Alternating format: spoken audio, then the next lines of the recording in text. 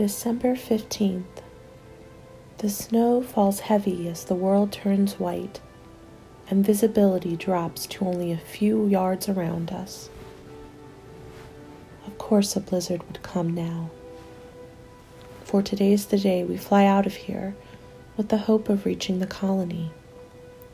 A group of survivors nestled in the mountains. Sophie found them on her last flight. We leave together at dawn while the dead are still asleep. I will miss this place. It's been Sara and mine's home for months. But there's nothing left for us here. Just starvation and death. At the colony, we have hope of survival. Warm bodies that can help us scavenge and heal. With the colony, there's hope. Hope. Something I haven't felt in quite a while. I can't believe we're actually doing this. I thought we'd stay in this home forever. But the well's dried up. No more fuel. Just nothing but the dead. You know, I traveled to the library yesterday like you asked, but she won't come.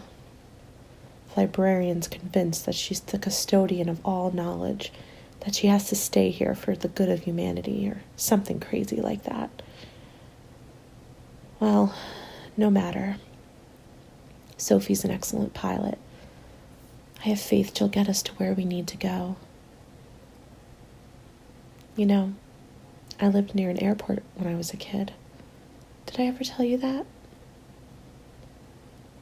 At night, I used to climb up on the roof of my house to watch the planes take off. When one went overhead, I cheered at the displaced air lifting me. It felt freeing. Maybe that's how we'll feel tomorrow when we take off and leave this town behind. I hope so. It'll be all right, as long as we're together. Right?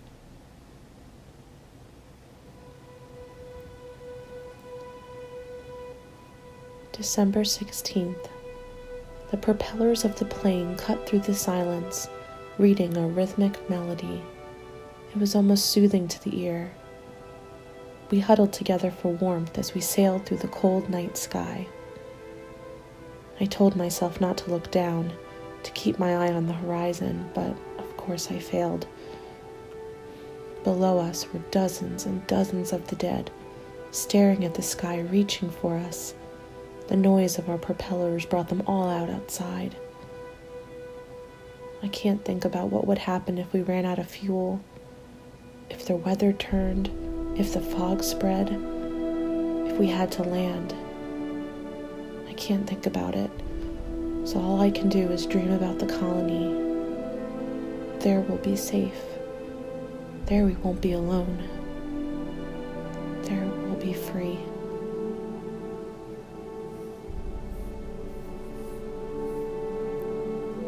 December 20th.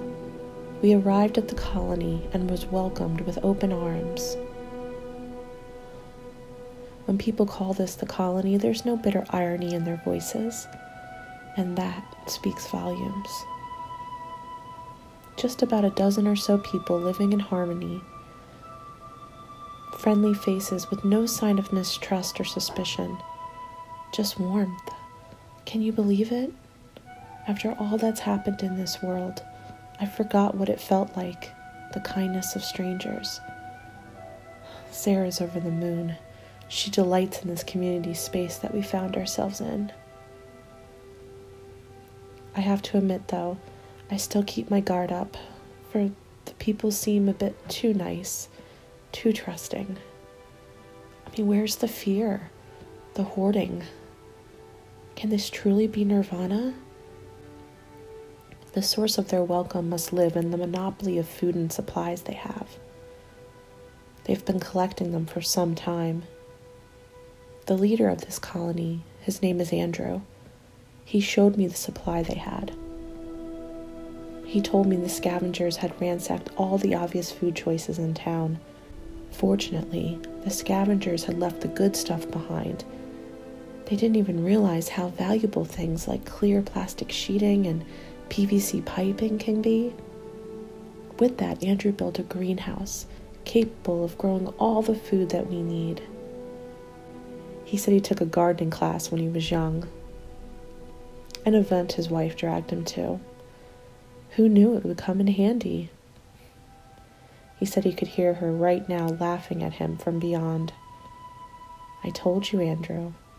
I told you. With an endless supply of food, the colony has an upper hand in trade bargaining. A few fuel and medicine runs a month, that's all they have to do.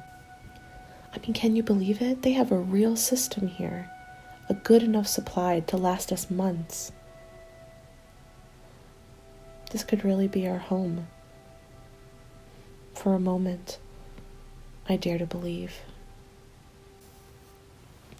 So, I was talking to a couple of the people, and we think tomorrow might be Christmas. Maybe it's a stupid thing to hold on to, but I think we could use a distraction. What if we made dinner for everyone? A real dinner, I mean. Andrew's confident we'll have enough food to last us throughout the winter, so we can make it a real feast. I mean, don't you think everyone deserves a bit of a splurge?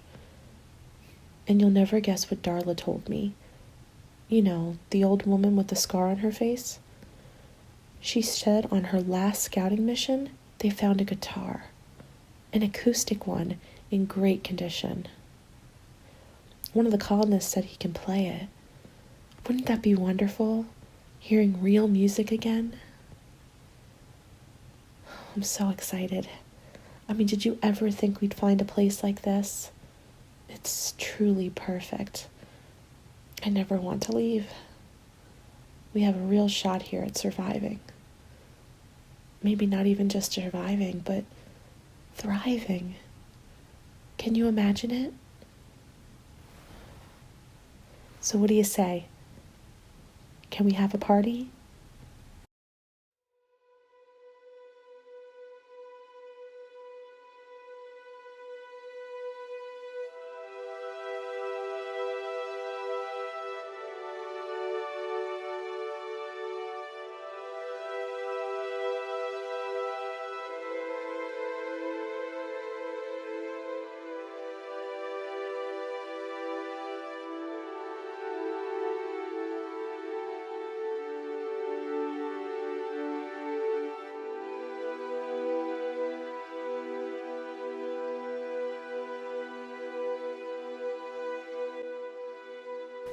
January 5th. Last month, this was just a refugee camp, a small colony of people living together. Today, it's an honest-to-God town. The new year brought more and more refugees looking for a place to live. As he did with us, Andrew welcomed them with open arms, provided they could pull their own weight helping with the cooking and the scouting. The only problem is all of our hard work has brought down a swarm of the dead upon us. They wander the mountains, waiting for us. If we could just find a way to kill the swarm, build up their defenses, and hopefully stop attracting more of them. So, we may need to stop flying and picking up new refugees. I know that Sophie thinks she's doing good, but the sound of the planes, it attracts more and more of the dead every day. Sure, we'll still have to deal with stragglers for the rest of our days, but anything would be better than the horde of dead that we're dealing with right now. Where did they find these cans? I have almost 30 cans well past their expiration date. I mean, if the hunters can't do their job, it messes everything up. We're counting on this food. You know the cold's dried out the soil. Andrew just can't keep growing the food like he did before the winter came. And Sophie, she keeps insisting on searching for more and more survivors. Doesn't she know? We're running out of space. Don't pretend I'm the only one who's thought about this. I've seen it on their faces. These refugees use up all of our resources, but they contribute nothing. I'm not trying to be cruel. I'm just trying to survive. I know it would be murder to leave these people to the dead, but when is enough going to be enough? When are we going to start thinking about ourselves and not the good of humanity? We can't save everyone, right?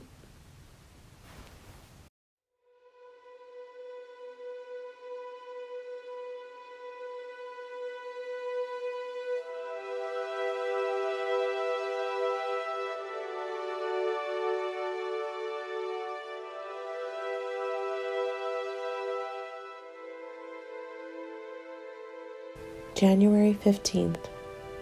We've been caught with our pants down, just like Sara warned us. Anyone willing to keep their eyes open could have seen the warning signs. Early morning frost and rapidly changing weather led to daily blizzards and freezing cold. The soil has dried up completely, the greenhouse now a useless specimen of days gone by. We have to rely on rationing what's left of the canned foods amongst all the survivors. I guess it was just a matter of time. Now winter's here, and up to now we've only been conserving ourselves with food.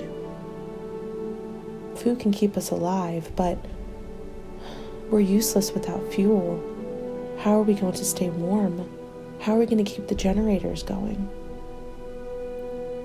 One of the kids today offered to go outside to scavenge, and it was all I could do not to slap him. There's 100 dead outside, chomping at the bit to get in here. How is he going to get past them? What's worse, today I was told that with a daily inventory of supplies, we found that something's off. Someone has been secretly stealing supplies for weeks now. I'm the only one that they told because they don't want to worry the others. Fear is already starting to spread through the colony. I mean, how can morale have dropped so much and in just a few weeks?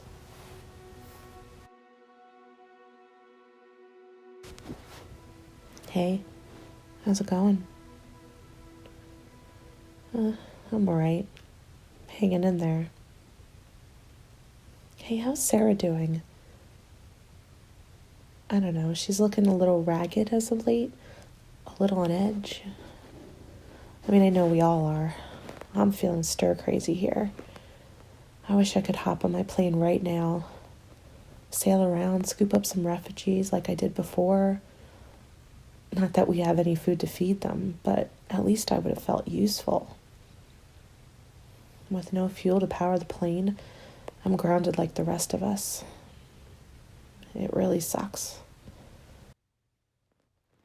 You know, when I was a girl, I dreamed of living in the Sunshine State. That's where I'd head right now, if I had enough fuel to take me there. I can picture it. The sun shining brightly, reflecting off the beach. White sands, light blue waters. My family used to vacation there every summer. It was one of the most peaceful places I've ever been. That's where I'd go. I mean, why should we be both fighting the winter and the dead? I think the birds have it right. Fly south for the winter. By the water, we'd be safe, right? They couldn't get to us. I know. Fantasies. That's all it is. But it's the only fantasy I got. The only hope I have to get me through the winter.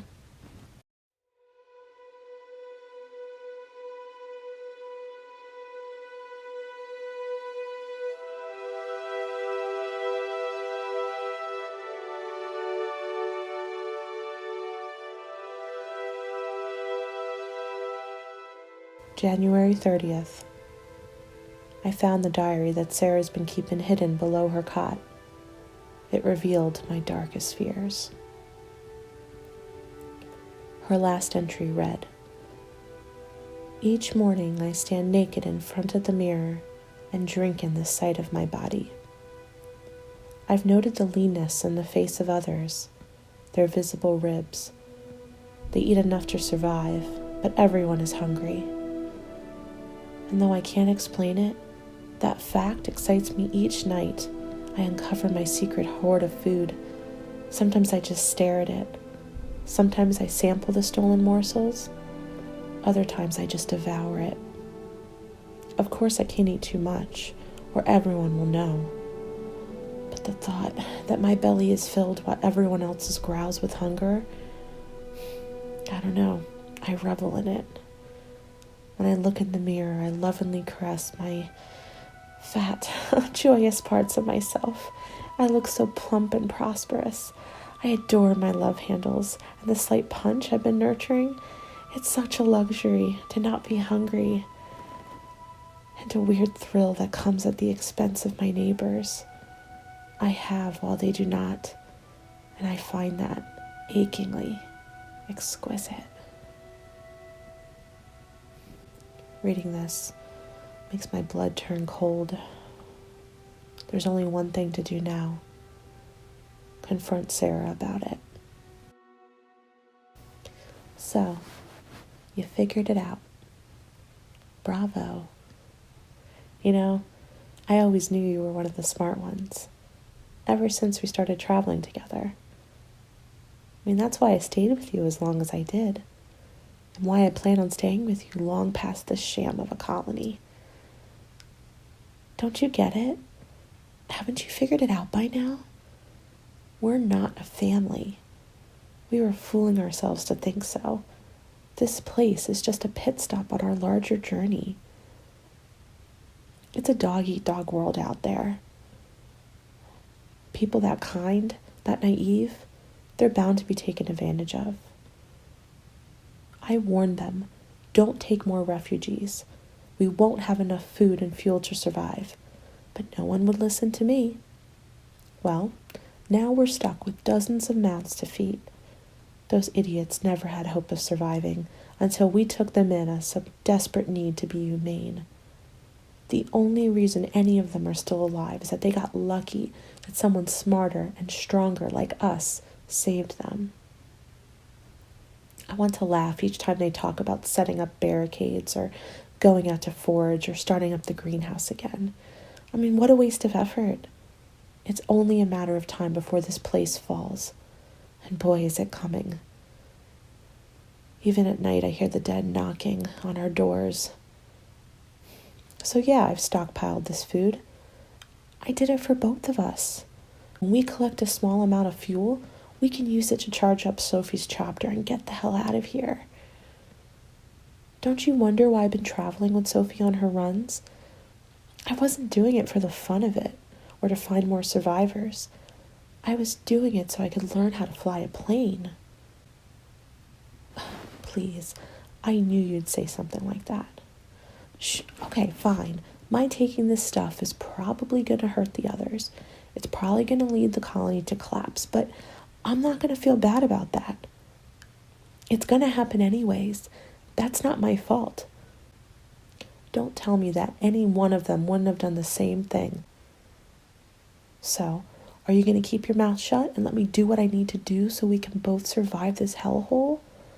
Or are you going to be a teacher's pet and run off to Andrew and tell him what I've done?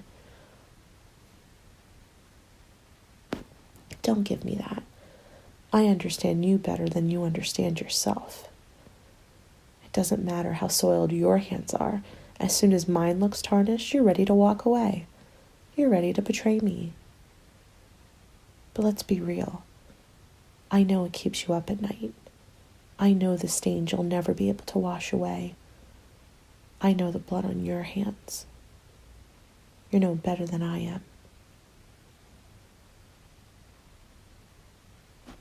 Look, I'm sorry. I don't mean to fight. I care about you. I do. Please, this is our only shot. Just don't tell them what I'm up to. Please?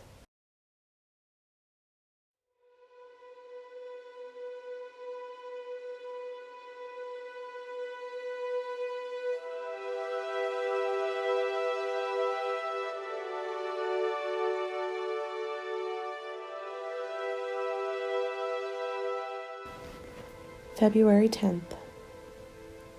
Is today Groundhog's Day? Honestly, I can't remember anymore. It's weird how hunger lets one dwell on such trivial thoughts. I mean, shouldn't every brain cell be conserved right now?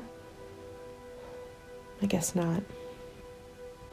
We've been living off the scraps that we can find from the greenhouse, but there aren't enough. And yesterday, Sophie died. The cold got her before she could sail towards the heat. I hope she's happy now. I hope she's dreaming of a better life. I never thought myself an evil person, but God help me, my thoughts are dark right now. Maybe Sara's cynicism has rubbed off on me. Maybe she's right. There's not enough food to go around, and it's hard not to feel bitter when it has to be shared with people who don't pull their own weight. They take and take, but contribute nothing. I can't keep thinking like this. These thoughts are wrong, I know that. It's not their fault. The skills they possess belong to another world, another time. After all, intellectual capacity is what separates us from the animals. But when our most basic needs are not being met, it's hard not to think and act like animals.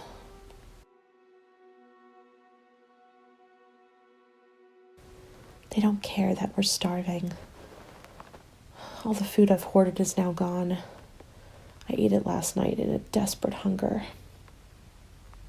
I couldn't help it. I can feel my ribs like that pantry door is locked up tight. I know what Andrew's doing. He's hoarding the food all for himself. Why hasn't he left his room in weeks? Huh? He has the food in there with him. I just know it. I don't care what the others say. There's way more of us than him. I say we break that door down, and if any of his followers get in our way, well, it's their choice if things get ugly. I don't care anymore. I'm so hungry. Not only that, but all these people huddled in a small place, spreading germs and illnesses. Why do you think Sophie died? It wasn't just the cold that got her. She got sick from these people. She caught something. Flu, pneumonia, something. I know what I'm talking about. I was a nurse in my past life. We should be more concerned here about treating the minor wounds than the horde of dead outside our door. Not only do we know next to nothing about the plague that made these zombies, but even things like small infections can prove problematic to treat. I saw what infection does to people in the hospitals. I can only imagine what it's doing here. Well, I won't let that happen to me. I can't afford to get sick. Pretty soon we're gonna have to go out there. We're gonna have to clear a path of the dead and hunt for food and supplies, or else we'll die here. We have to be healthy and fast and strong, or we won't make it a day out there.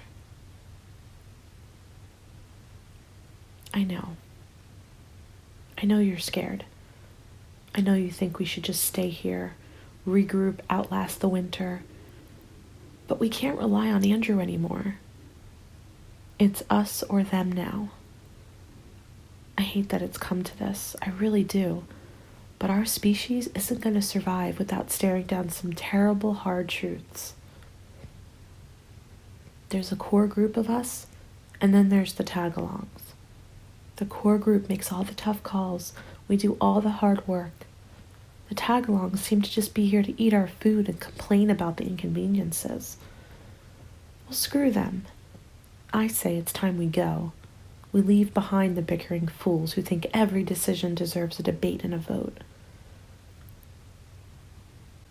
I know, but this is our only shot.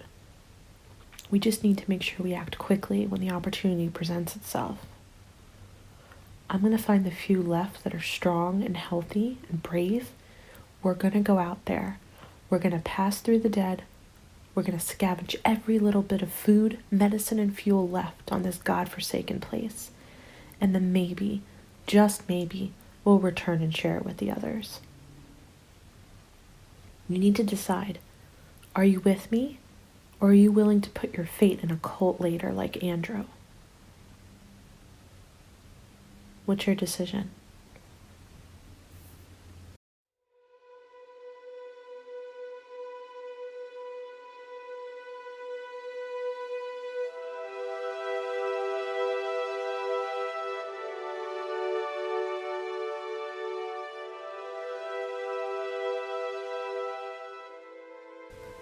February 15th. The worst has happened. Sara was foolish enough to go outside and search for food and fuel, but she didn't even make it half a block before the dead swarmed her and the group of followers that were dumb enough to join her. The colonists begged me not to let her back in. They knew it was too late, but I had to. We've been together since the beginning. I couldn't leave her to become one of them, not without a fight. As I dragged her inside, I could hear the hushed tones and gasps around me as everyone noticed the signs. The bites on her neck, the gash on her left arm. I forced myself to ignore them, just staring into her bloodshot, frightened eyes. "It's gonna be okay," I kept repeating to her, choking back the tears that streamed down my face. "It's gonna be okay. It's gonna be okay."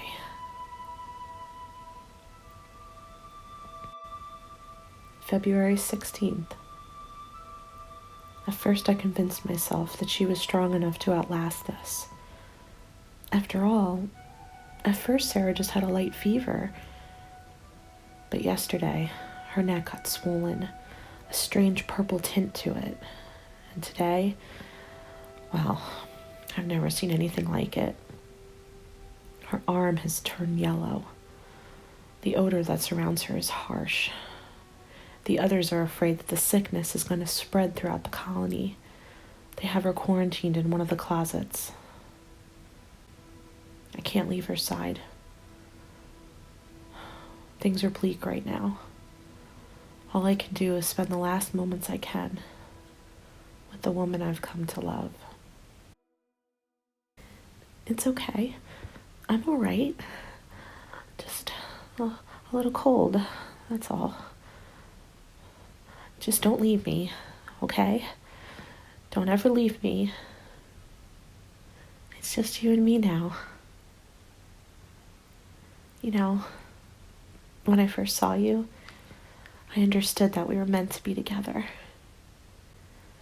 We found each other out of all this darkness. You're my light. It's just you and me now. I see the others, the way they look at me. They plan to do away with me, as soon as I fall asleep. Well, we're not going to let that happen, right? We're going to be strong. It's going to be okay. Just think. We'll never have another moment in our life where we're not by each other's sides. We can live in this world together. Just as something else. It's funny. We call them the dead, but they're never dead. They live forever. All they worry about is finding food. That's all they need. They're never cold. They're never tired. They're never ill. They just hunt. It's almost perfect, They can withstand any trauma. It's not such a bad life, right? I'm kind of looking forward to it. Just so I'm not that cold anymore. Yeah, maybe that's what it's like to truly be free in this world. Just a bite, that's all it takes to be free. That's all it takes. You can do that, can't you? Just a bite. Just put your arm out outside the gate and they'll bite you and you'll be just like me. Just you and me, right? Forever. Together. Right?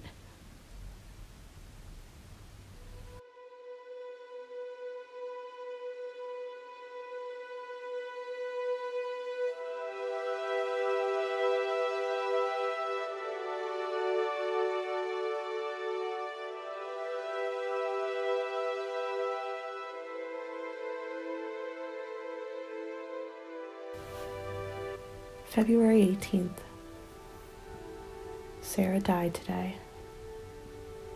I buried her underneath the soil that used to be the greenhouse. No words were spoken. The colony is barely holding itself together. In the past week, I've noticed a lot of weaknesses on our setup. I suppose I could have said something, maybe help the colony come up with solutions, but right now, I can't muster up the energy to try. Only now do I truly understand the doom laid upon our species. Sara tried to tell me it was hopeless. Every man for himself.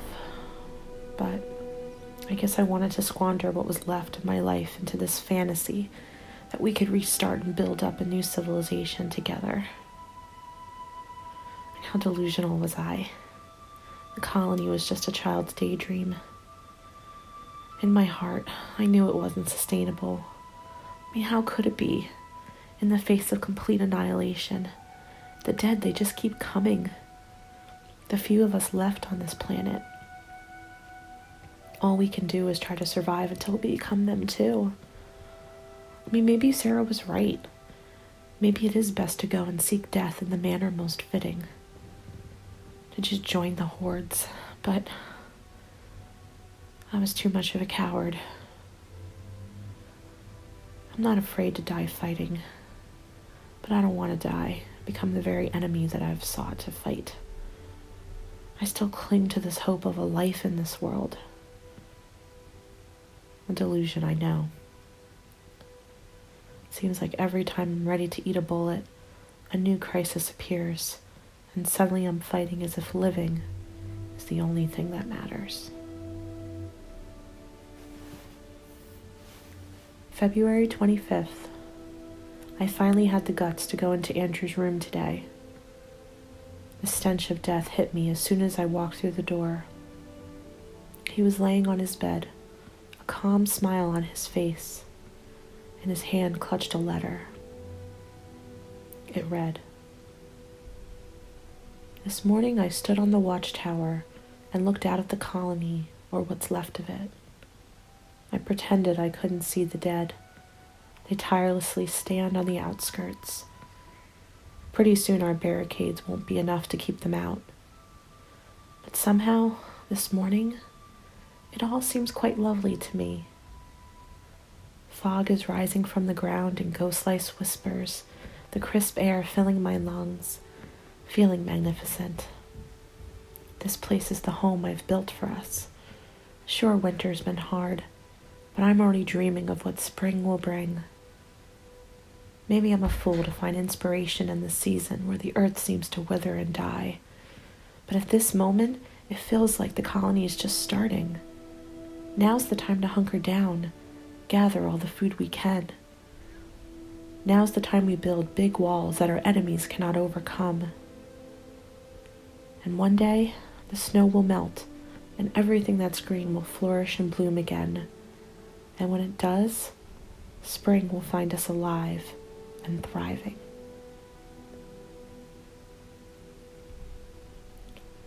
The faith he had in this place is all too overwhelming. I don't know if he was the most wise or the most foolish man I've ever met. I look around and there's nothing but just the bed and him. So he wasn't hoarding food after all. In a strange, desperate need for hope, I went to the watchtower where Andrew had his last hurrah. I stood there looking over the colony, over the few lost souls that still cling to life in this space, and the hordes of dead nearly bursting through our front door. As I looked over it, I didn't feel hope like he did. I just felt despair. The fog enveloped me like an icy cold blanket.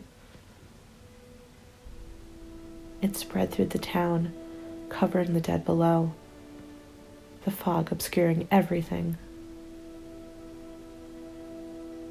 As it did, a tiny hopeful thought sprung in my mind. like a seedling sprouting from a potted plant. The fog. Could it be? Could it be the answer to my escape? Could I take the risk of going out there? I saw what happened to Sara. What else is left out there? I wouldn't last much longer than she did. But somehow, the fog might give me a chance. I may be able to slip through unnoticed. Could I do it? If I didn't do it now, I'd never have the courage to. So I grabbed Sara's diary, the last I had left of her, and slowly, quietly, made my way outside. The sounds of my steps in the snow echoed through the air, the wind ever so accenting the groans I heard from the dead around me. And yet it was nothing compared to the pounding beat of my heart. I couldn't see a thing amongst the fog. In the mist, I saw some semblance of dark, unwieldy shapes, and then others. My stomach lurched as I realized that I was walking in the middle of the dead. They surrounded me, but my hope against all hope was that the reduced visibility would help me pass through them with minimal detection. I walked slowly and steadily, forcing myself to move forward, pushing past their gesticulating bodies that reached for me absent-mindedly. I held in the panic that rose within me every time one of the dead touched me or I walked into them. But I pushed through the fear, one step at a time. I can make it. I can make it, I told myself. Slow and steady, no fear. One step at a time. I can make it. I can make it. The icy cold wind chilled me to the bone, but I kept on walking. The groans of the dead were not far behind. But I don't run. I can't. Slow and steady. I wonder how long I can keep this up before the cold and the hunger takes me completely. I've been walking for hours and still no signs of civilization or survivors. Everything is dead or dying. Stores picked clean. The colony seemed to have taken all that's left. Can this be the end? Were we the only ones left? Or am I the only one left? It's funny. When I was with the colony, I couldn't wait to leave. I just wanted some peace and quiet on my own, somewhere where others weren't fighting for food or attention or arguing. But now that I'm on my own, I wish I was back there. I miss Sara. I miss Sophie. I even miss Andrew. I miss the companionship. I miss our old home. Maybe I should have never went to the colony. Maybe I should have stayed with the librarian or with the addict. What were their names again? I can't remember anymore. The fog around me has penetrated my brain. My legs and feet scream for a rest, but I can't, for I hear the groans of the dead not far behind me. If I stopped, that would be it. I could do it. I could stop and put this misery beside and just let them take me. But I can't. Some small hope beside me. But I can't. For some reason, I keep on walking, one step at a time, believing against all hope that I can make it. I can make it. I slip through the alleyways, moving as quietly as I can. I returned home to find my old town completely deserted, and the house that Sara and I built burnt to a crisp. Marauders, I suspect.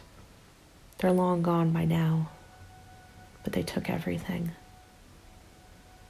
I searched the library, only to find the librarian gone. I checked the grocery store, the attic, gone. I am alone. I am alone. Or so I thought.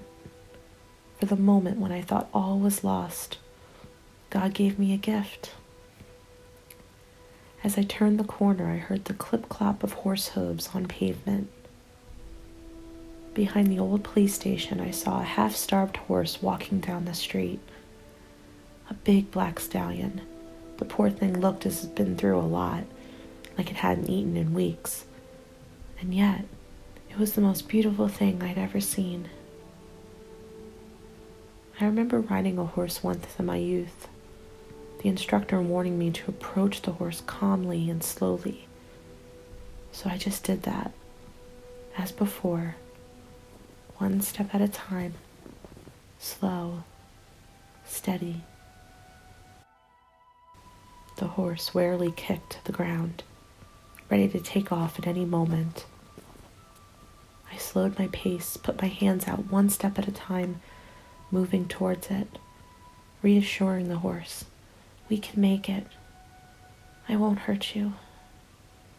We can make it, only if you'd let me close." The horse whinnied, its eyes staring right at me. I kept speaking at it in hushed tones. "I know you're scared. So am I. It's you and me now, though. Just you and me. Can you trust me?" The horse stood still. I took the opportunity to grab an overturned wooden box on the floor, climbed it, and jumped on a horse's back. It moved back slightly. I patted it, reassuring, "It's okay. It's okay. I know you're scared." It whinnied louder, kicking the ground. I knew what it was scared of. I could hear the moans getting closer and closer. The dead weren't far away. We needed to move, but I couldn't rush this.